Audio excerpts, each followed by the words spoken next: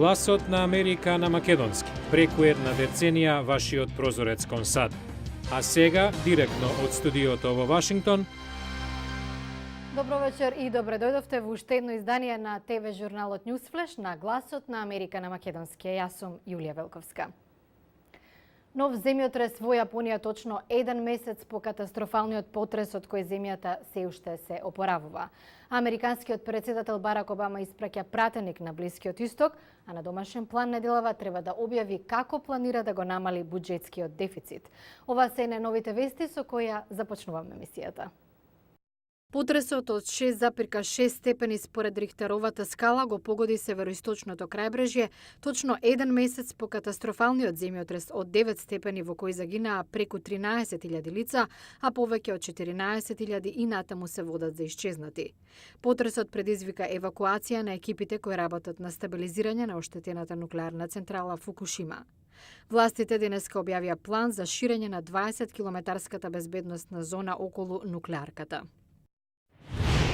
Американскиот председател Барак Обама ќе го испрати својот советник за национална безбедност Том Донилон во Саудиска Арабија и Обединетите арапски емирати, клучни сојузници на САД на Блискиот Исток, во обид да ја намали напнатоста во регионот. Белата куќа соопшти дека Обама ќе се сретне со лидерот на Катар, шеикот Хамид бин Калифа Ал Тани. Катар исто така сојузник на САД важи за земја која обезбедува значителна поддршка за Либија. А на домашен план, американскиот председател неделава треба да го обелодени планот за намалување на буџетскиот дефицит, делумно преку кратење на владините медицински програми за постарите и сиромашните. Без да објави детали, советникот на Обама најави дека тој истовремено ќе поддржи зголемување на даноците за американците со повисоки примања, како и скратување на програмите за здравствена заштита, Medicare и Medicaid, финансирани од владата. Цената на бензинот во САД и натаму расте. За галон бензин на пумпа во просек се плаќа по $3,76.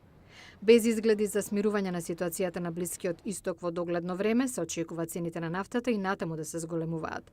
Многумина експерти прогнозираат дека цената ќе ја надмине рекордната од 2008 за $4,11 за галон.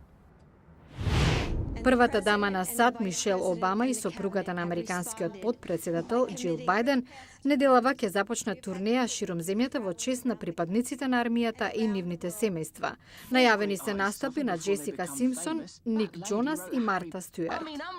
Негледани филмови според бројот на продадени влезници, веќе втор викенд поред на прво место е анимираната комедија Хоп со заработени речиси $22 милиарди, а веднаш по неа е уште една интересна комедија Артур.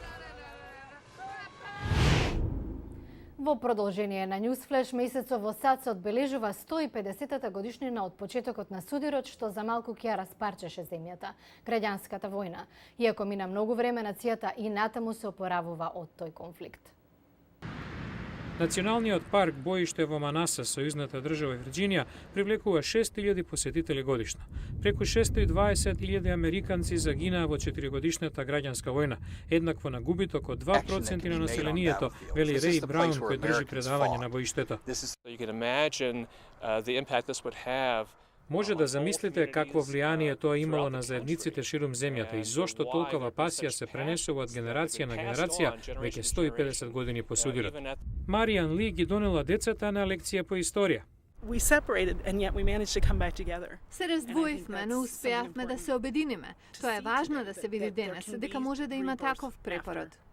Историчарот од Јейл, Дейвид Блајт, е еден во дечките стручњаци за граѓанската војна. Ако сакате да обновите земјата по ужасна граѓанска војна, еден од начините е да најдете заедничка нишка на жртвувањето на обете страни. Токму тоа се случило на 50-та годишнина, кога 50.000 ветерани од обете страни се собрале во Гетисбург, местото на една од најкрвавите битки.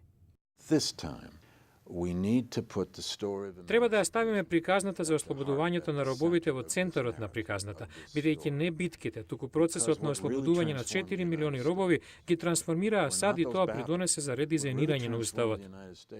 Движењето за граѓански права 100 години подоцна ја принуди владата да го исполни ветувањето за еднаквост, што стана дел од уставот по граѓанската војна. Денес со председател афроамериканец во Белата куќа САД изминаа долг пат, но наследството од војната се уште е предмет на дебата. But every time Americans debate the problem of states' rights, Секој пат кога американците дебатираат за правата на сојузните држави, односот федерална, локална власт, расните прашања за тоа што значи американското повеќе расно, многу разнобидно општество, ние практично дебатираме за директното наследство од граѓанската војна. Со настан и планирање наредните 4 години по повод годишнината, ќе има многу можности да се дискутира за наследството и поуките од таа војна. А во утрешната емисија во која сојузна држава зголемувањето на населението од латиноамериканско потекло се предвидува дека ќе има огромно влијание за нејзината иднина. Гледате утре во Newsflash. Утре во Newsflash. Тексас на крстопат. Демографските промени предизвик, но и залог за просперитетот во иднината. За ова во утрешен Newsflash.